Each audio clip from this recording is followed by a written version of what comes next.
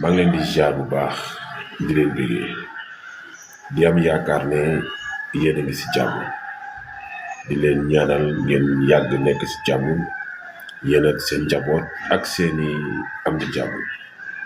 man la Diouf Kémane nekk valoriste indépendant fas yéene topp samay yoonu maam fas yéene wu ma topp yoonu maamu tubaab fas yéene wu ma topp yoonu maamu naar parce que bëri na si ñoo xamante ne soxla nañu xam li nekk ci dëkk bi waaye amuñu jot bi di wax rek ne kenn gënul samay maam te fas yéene wu ma topp maamu keneen samay maam dong képp laa fas yéene topp. jamono ji nag yaakaar naa ne ñu bëri ci yéen gis nañu li xew fële ci Burkina Faso jamono ji ñu bëri ci yéen gis nañu li xew fële ca Mali jamono ji gis nañu li xew fële ca Niger su ma nee Mali ne Burkina Faso ne Niger ngeen war a xam ne ñett dëkk yooyu boole nañu seen ay doole boole seeni gis-gis nekk benn dëkk ñu koy wax AES muy Alliance des États du Sahel. ñetti président yooyu nga xamante ne ku nekk ci ñoom maanaam da nga jóge ci armée bi am yéene jël sa dëkk jëmale ko fi gën ngir sa waa dëkk ñu ngi leen di sant bu baax ci responsabilité bi nga xamante ne jël nañ ko fas yéene koo wëyal ki ci njëkk nag moom mooy kooku ñuy wax le général Assimi Goïta nekk fële ci Mali nekk dëkk boo xamante ne jege nañu loolu.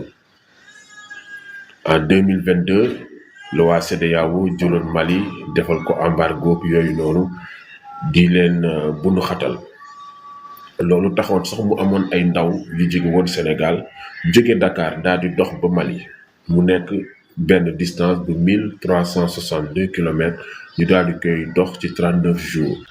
kon nag li mu doon wax mooy Ibrahim Traoré tey jii nii bépp africain bëggoon na am njiit bu mel ni Ibrahim Traoré loolu moom lu leer la ndaxte njiit boo xamante ne li ko yëkkati mooy intérêt waa dëkkam njiit boo xamante ne jéemu lu dund boo xamante ne dund àjjana la njiit boo xamante ne day wax dëgg population bi njiit boo xamante ne du nangu ñuy ñëw di tibb alalu réew mi di ko yóbbu Occident njiit boo xamante ne nangu na tayle bakkanam ngir askanam kooku moom mooy Ibrahim Traoré nekk nag koo xamante ne ñëpp dañuy gis ci moom Thomas Sankara ndaxte Thomas Sankara bokk na ci njiit africain yi nga xamante ne ñoo gën a yee africain man dama naan Thomas Sankara moom mooy xalif général kulli président bu mës a am ci kaw Afrique fii Afrique waaw ci kaw suuf sax ndaxte it li tax ma wax ko ñeenti at dong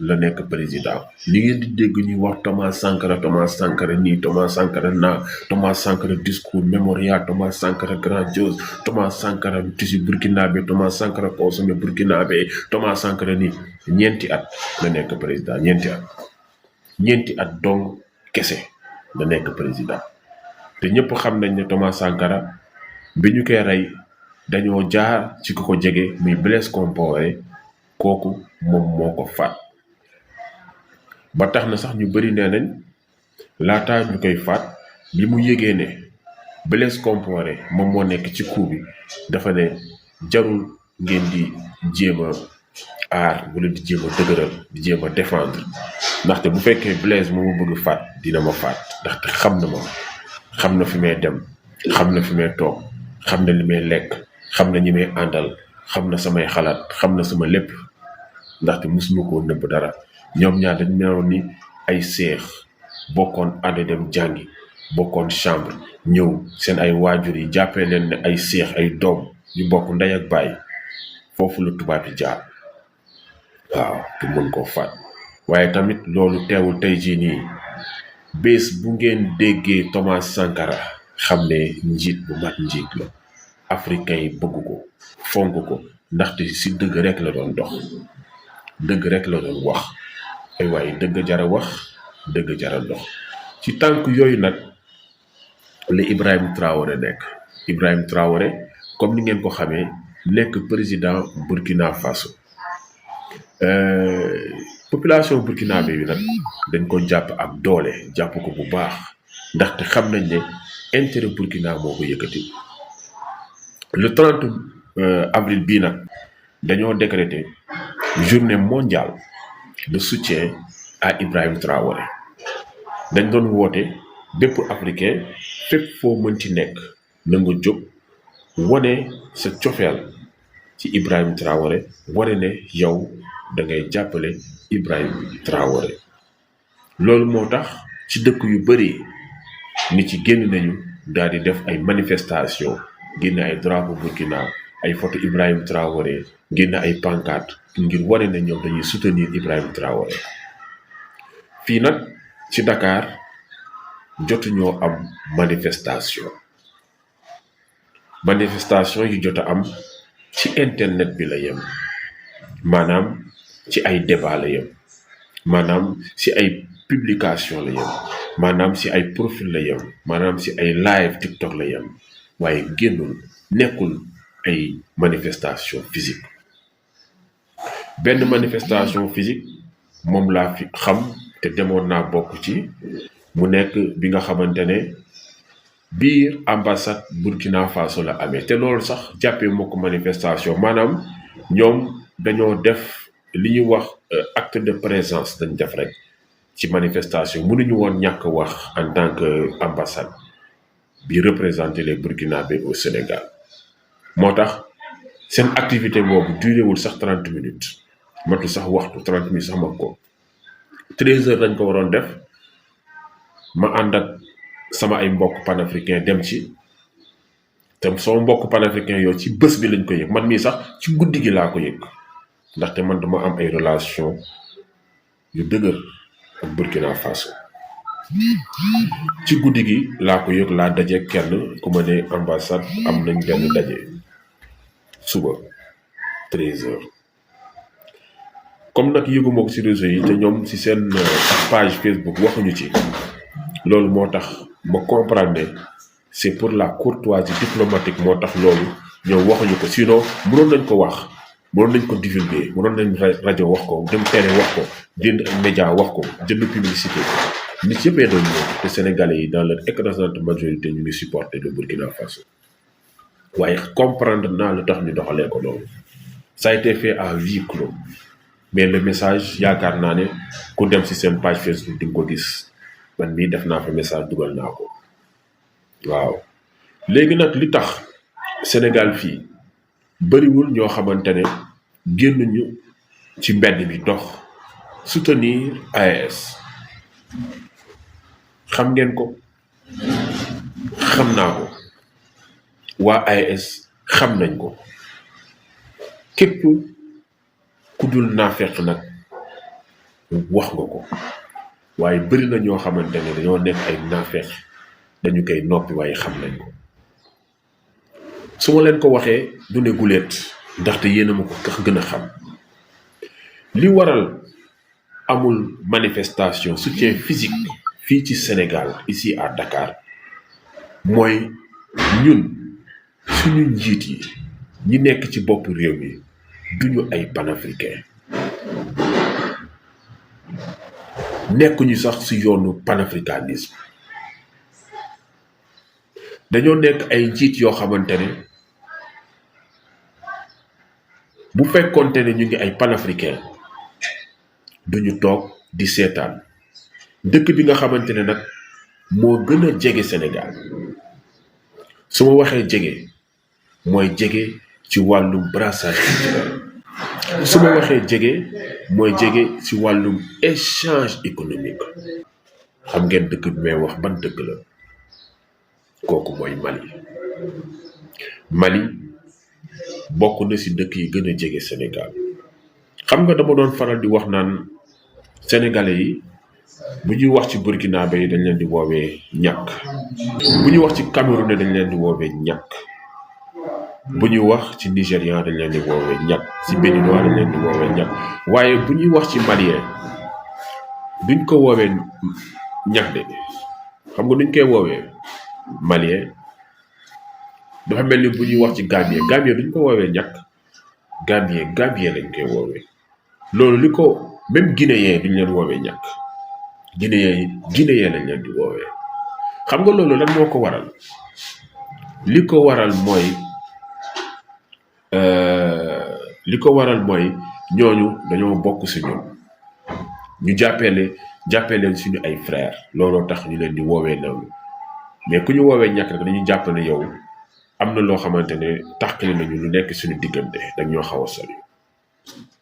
kon nag Mali waroon na am soutien Sénégal, waaye nag gisuñu ko, bien au contraire. tey jii nii ñëpp ñi nga xamante ne ñu ngi supporter nguur gu bees bi, ñu ci ëpp si ñoom dañuy ŋàññ AES ndaxte seeni njiit dañoo ŋàññi AES. lu tax mel dañoo ŋàññi AES? ndaxte kii nekk ci bopp réew mi ba muy def discours am ba mu demee Mali, mu nekk discours bu ma metti, bu ma naqari, bu ma ñaawlu. li mu wax mooy Sénégal amul benn mbëbët ngir dem bokk ci beneen kuréel bu mënti am. li mu bëggoon wax rek mooy que Sénégal amul benn mbëbët ngir mun a dem bokk ci AES. te leneen li gën a ñaaw, li gën a naqari panafricain yi mooy li mu yëkkati ay kàddu di wax naan dafa bëgg Sénégal dem fekk ji CEDEAO bi nga xamante ne ñu ñëpp xam nañ ne CEDEAO bii syndicat des présidents africains la, nekkul CEDEAO des peuples. CEDEAO Mali la création bi jógee. CEDEAO ñoom ñoo teg embargo Mali. CEDEAO ñoom ñoo bëggoon dem attaquer Niger.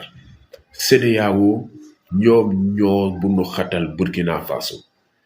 waaye nag kuréel boo xamante ne daf la war a jàppale, war la dimbali, war a xeex ci sa ay wet, bu wëlbatikoo moom di la xeex, bëgg laa sànq, bëgg laa fat, danga war a am sa fulla ak sa fayda nga génn ci kuréel boobu. fulla ak fayda la burkinabé yi am, fulla ak fayda la malien yi am, fulla ak fayda la nigérien yi am. Niger nag dañu leen sas. xam nga dañuy wax sas, xam ngeen ko de. waaw ngay gis parfois bu amee ay manifestation religieux murid yeeg yooyu, dañu jéggi saa ñu ne sas nañu ku nekk 5000 wala sas nañ ku nekk 30 000. sas boobu loo mënti am danga koy indi ndaxte sas la. Niger nag dañ koo sas bi ñu sas Niger mooy que bi leen Afrique yëpp du mooyoo, bi leen CEDEAO du mooyoo fas yéene leen attaqué ngir xeex ak ñoom, yàq seeni dëkk, ñaari dëkk jóg taxaw ne du ci dal, ànd ñu ci. benn dëkk bi mooy Mali, beneen dëkk bi mooy Burkina Faso. ñu dem ba def déclaration ne képp ku attaqué Niger jàppal ne ñun nga attaqué. boo demee bay def déclaration de guerre Niger, jàppal ne ñu nit defal nga ñu déclaration de guerre. ñu jóg taxaw temm fas yéene xeex ngir aar Niger. moo tax tey bés boo toogee fenn ñu naan africain bëggul africain du dimbali africain yi dañu xeexande seen biir. nee leen xanaa yëgu leen li xewoon diggante Niger, Burkina ak Mali? xanaa yëgu leen loolu? jàppalante dimbalante boobu loolu raar na de. loolu même européens yi sax amuñu ko, ndaxte Ukraine bii nga xamante ne Russie mu ngi koy néewal doole, amul benn dëkk bu ñëw taxaw ne ñun dañuy guerre à côté de Ukraine, wala buñ koy def dañ koy def di ko nëbbatu.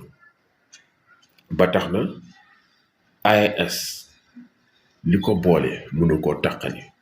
gis nga man li ma ci gën a neex sax fulla bi nga xamante ne Niger am na ko, fulla bi nga xamante ne Mali am na ko, fulla bi nga xamante ne Burkina Faso am nañ ko ba bi ñu wàccee drone bi nga xamante ne sama mbokk malien, man malien la, man je suis un citoyen d'honneur du Mali.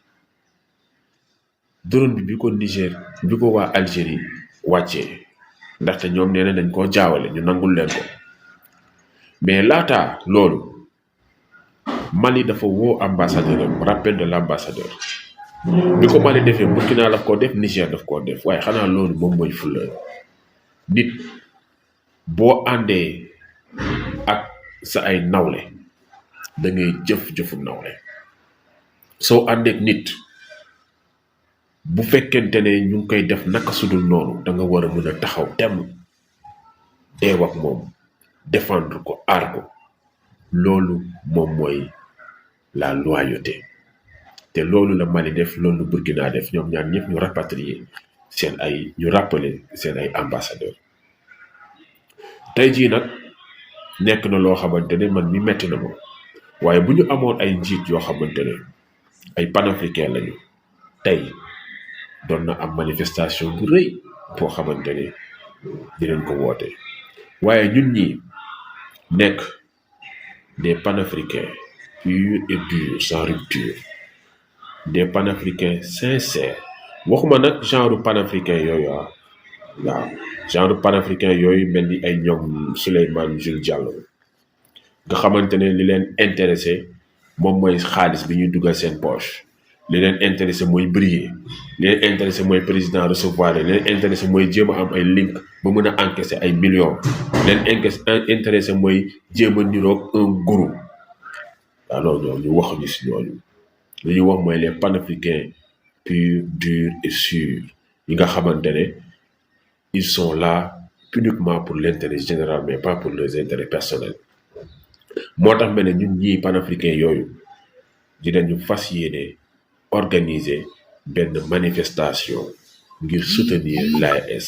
woo bépp sénégalais di la woo ci manifestation boobee nga xamante ne dañ koy organiser ngir Afrique, ngir àdduna bi yëpp xam ne sénégalais yi dëggu, sénégalais bu Cheikh Anta Diop, sénégalais bu Lat Dior, sénégalais yi nga xamante ne ñoom ñooy sénégalais panafricains yi gëm ne Afrique war na mën a nekk benn, ñu ngi soutenir le peuple de l'AES.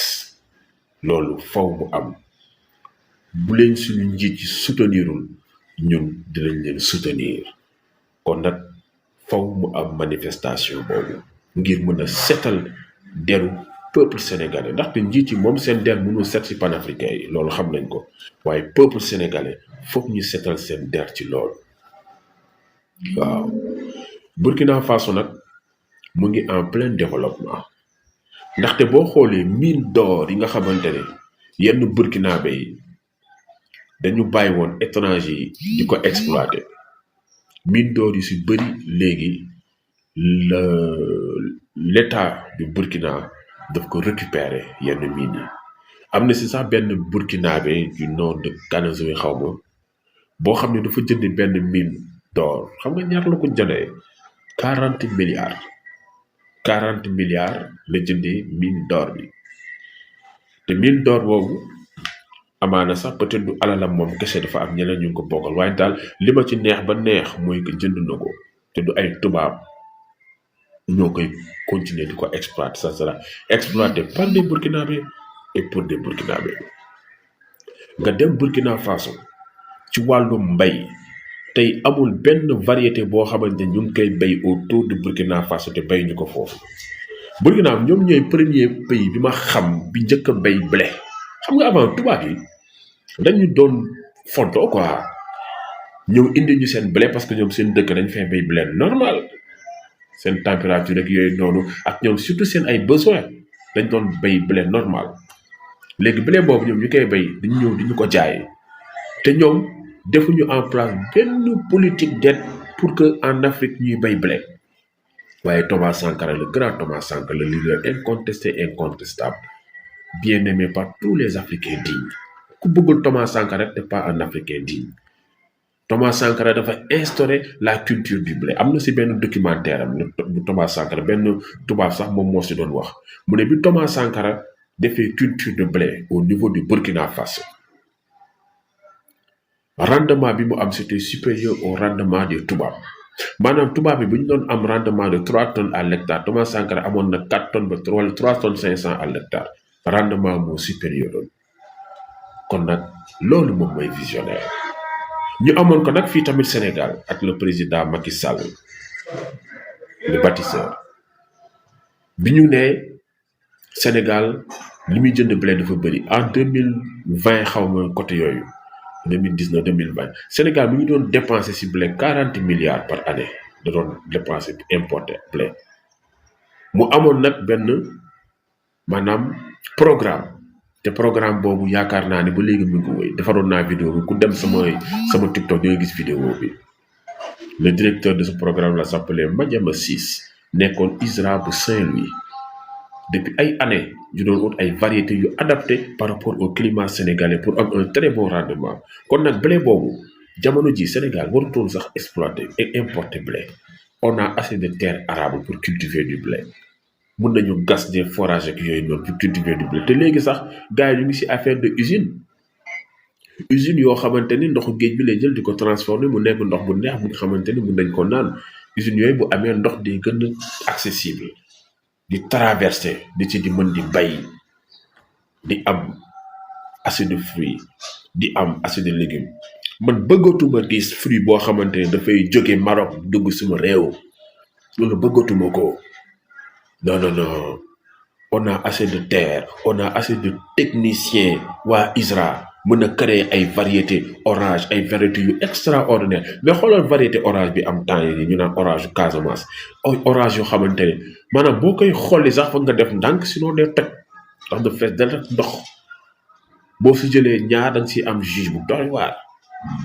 waaw mu ngi fii variété boobu il suffit que nag ñu defaat encore un peu plus de recherche parce que orange yooyu problème bi mooy pour mu jege mandarine maanaam xollit bi dafa nekk xollitu orange lu yéeme nag xollit bi dafa nekk xollitu orange waaye li nekk ci biir dafa nekk ñamu mandarine loolu moo xaw a yéeme pour mun koo xool dafay métti waaw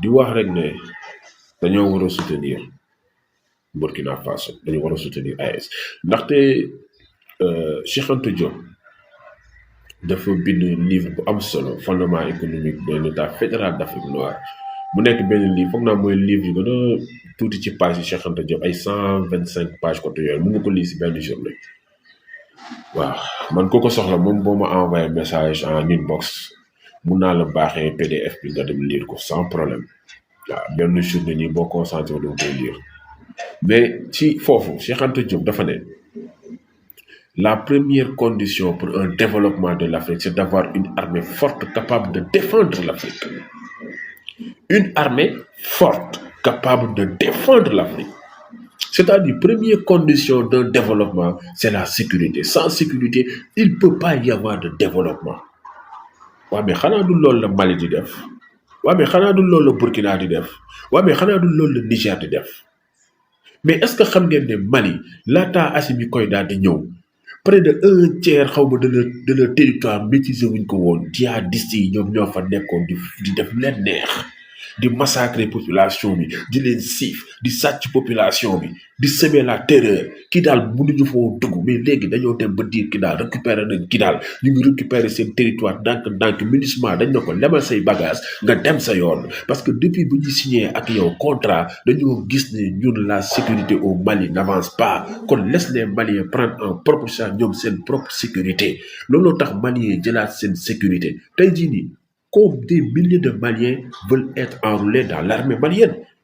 Avec en première ligne des jeunes femmes. Les demandes ont triplé. Quand le devoir de défense du territoire est lié à la citoyenneté, le désir d'engagement pour défendre la patrie en danger devient un devoir patriotique. Nous, quand même, sommes prêts à donner notre sang pour sauver la patrie. C'est un devoir pour chaque citoyen de défendre son pays. On est prêt à mourir pour notre pays. J'aime verser mon sang même pour mon pays. C'est pourquoi les Maliens, qu'ils soient hommes ou femmes, sont mobilisés afin de défendre le territoire national. Mieux, de se battre pour leur pays, y compris sur un théâtre d'opération. Justement, au regard des défis sécuritaires dont le Mali fait face, les citoyens ont le désir d'engagement, surtout chez les jeunes. La bousculade pour pouvoir déposer son dossier au recrutement des sous-officiers en est une illustration parfaite.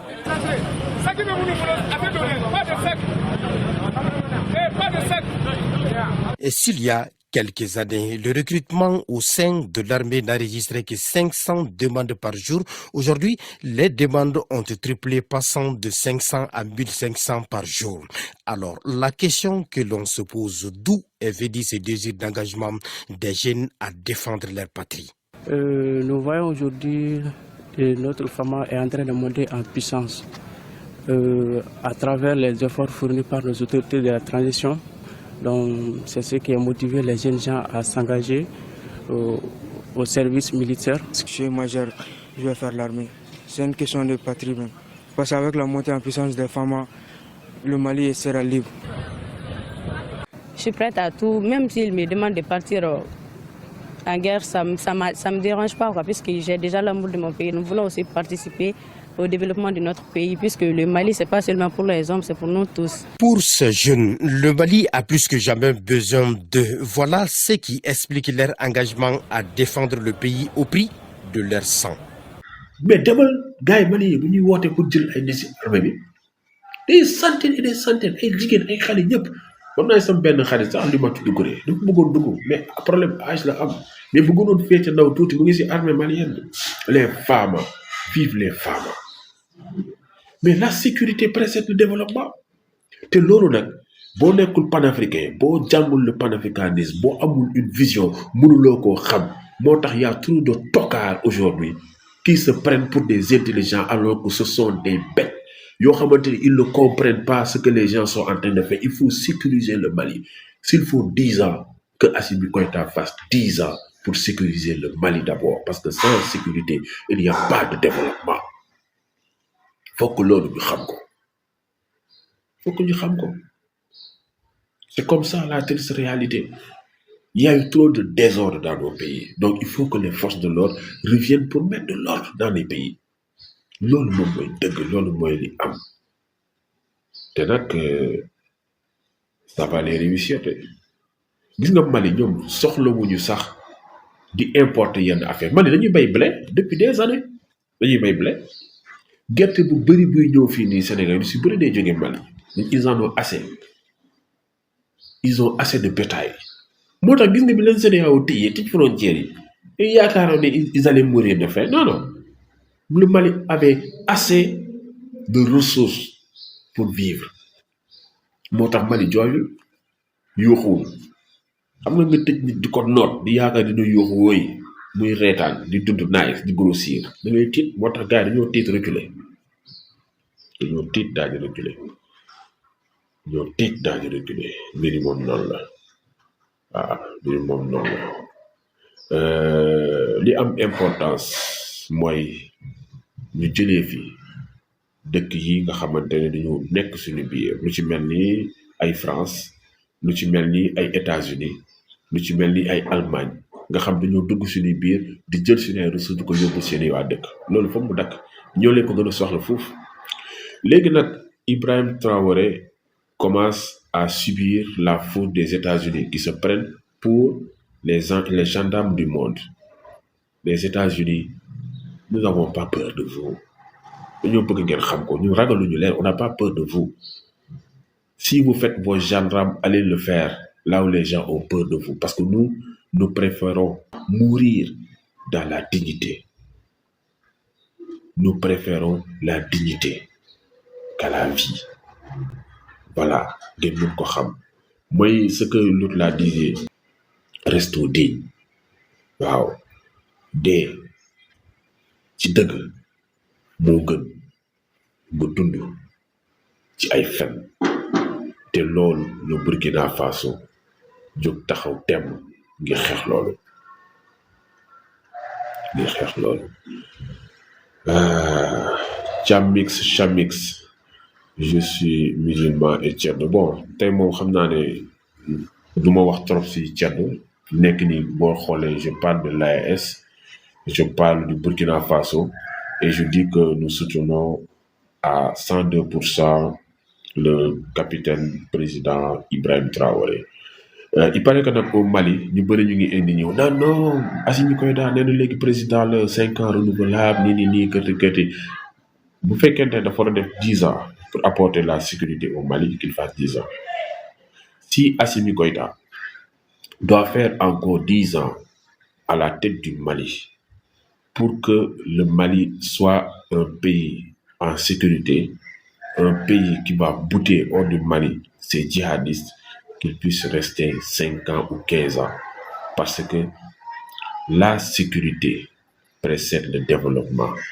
Cheikh Anta Diop nous a fait savoir que si nous voulons nous développer, la première condition, c'est d'avoir une armée forte qui est capable de défendre notre continent, de défendre nos pays, de défendre nos terroirs. Ku xamul loolu demal nga jàngi. Voilà. Ces tocards en costard là, ils ont longtemps été à la tête de nos pays, étaient des patriotes, des dignes panafricains. On avait dépassé ce stade depuis longtemps. Je suis vraiment désolé. Il y a eu un désordre dans nos pays. Il faut que les forces de l'ordre viennent remettre de l'ordre dans ces pays. Un point, un tiré à la ligne. Voilà. Nous n'envions pas les États-Unis, nous n'envions pas la France. Nous sommes des dignes fils du Burkina Faso, nous sommes des dignes fils du Mali, des dignes fils du Niger, des dignes fils de l'Afrique. Et l'Afrique est notre priorité. Voilà. Donc, c'est ce message que je tenais à faire passer. Voilà. Donc, il y en a qui ont participé à ce live à travers le message. Je vais essayer de lire les messages. Kemway, Otep frère, Otep, que les ancêtres militants te protègent et t'accompagnent. Khadim qui dit ça va Kémit. Oui, ça va Kémit. Oui, je suis Kémit, hein. Je suis Kémit à 102%. Et pour dire, tous les Kémit doivent supporter Ibrahim Traoré. Vous savez pourquoi? Parce que c'est le seul président qui respecte la tradition. À tel point de prendre un jour férié le 15 mai pour la tradition. C'est pour ça que tous les Kémit doivent décréter le 15 mai journée internationale de la tradition. Le 15 mai, journée internationale de la tradition. Au niveau du Burkina, c'est acté. Mais que les Kémit prennent le 15 mai comme étant la journée internationale de la tradition. Que cette journée soit une journée où nous allons revigorer nos égrégores. Que cette journée soit une journée où nous allons appeler nos ancêtres. Que cette journée soit une journée où nous allons remercier les ancêtres. Que cette journée soit une journée où nous allons magnifier, glorifier nos ancêtres. Que cette journée soit une journée où tout le monde sera en phase, où tout le monde sera connecté avec les ancêtres. Faisons de ce 15 mai la meilleure journée de l'Afrique. Faisons de ce 15 mai, c'est-à-dire comme une voiture qui a beau rouler toute la nuit, toute la journée et qui part à la station d'essence pour remettre le plein. Faisons de ce 15 mai la journée où nous allons remettre le plein pour les ancêtres, les gars. Nous n'avons pas besoin d'un autre jour. Le 15 mai nous suffit. Nous allons suivre le Burkina Faso. Et pourquoi je dis que c'est le président qui respecte plus la tradition? La tradition, c'est tradition et transition. Ça s'approche quoi. Au Burkina, c'est dans ce seul pays où je connais un ministre qui est Kémit, qui s'appelle Bassolma Bazié. Allez-y regarder sur Google. En fait, c'est ce ministre qui avait fait ce grand discours au niveau de l'ONU. Je vais même mettre ce discours-là sur mon TikTok pour ceux qui ont la paresse de faire des recherches. Il a dit ouvertement que lui, il ne suit pas les mosquées, il ne suit pas l'église, il ne suit pas les Jésus, il ne suit pas Mohamed. Lui, ce sont ses ancêtres qui suivent. Il a dit clairement, et les Burkinabés le savent. Mais il fait un excellent travail. Un excellent travail parce qu'il est connecté à ses ancêtres.